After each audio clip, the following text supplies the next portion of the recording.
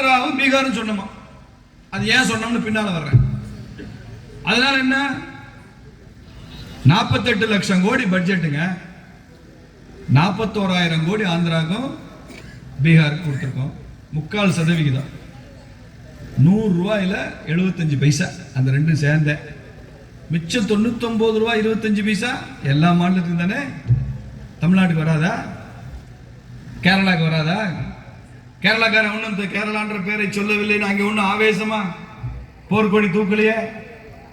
அவனுக்கு வயநாடு பார்க்கவே சரியா இருக்கு. நம்ம ஊர்ல ஒரு உடன்பிறப்பு சொல்றான், இந்த கேரளாக்காரன் ஆட்சி பண்ணி பிரயோஜனமே இல்லை, இந்த மாதிரி மலைச்சரிவு எல்லாம் தமிழ்நாட்டில் வருமாங்கன்னு கேட்கறான். ஏன்டா, இங்க மலையே இருக்காதுல்ல, எப்படி மலைச்சரிவு?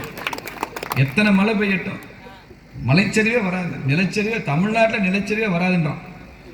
திமுக ஆட்சியில் இருக்கிற வரைக்கும் நிலச்சரிவே கிடையாது. ஏன் மழை இருந்தா நாங்கள் அதுக்கு முன்னாலே காலி பண்ணிடுவோம். அதை தாண்டி ஏதாவது மணல் கொட்டினா கூட அடுத்த நிமிஷமே புணம் இருக்கு, புணத்தை அல்ற போதே மணல் அள்ளிட்டு போயிடுவோமா இல்லையா? எப்படி இங்க மலைச்சரிவு வரும்னு கேட்கிறான். கேரளா பேர் கூட தான் சொல்லல.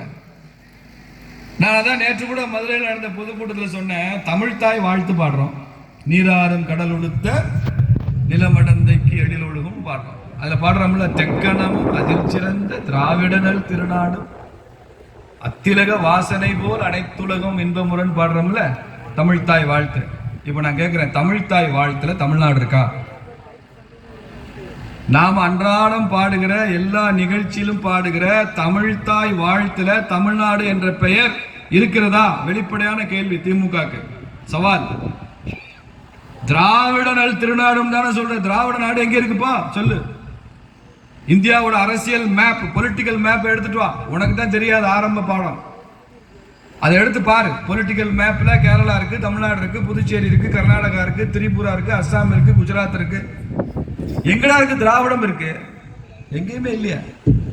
ஆனா நீ திராவிட நல் திருநாடு தானே சொல்ற, தமிழ்நாடுன்ற வார்த்தை இல்லையே.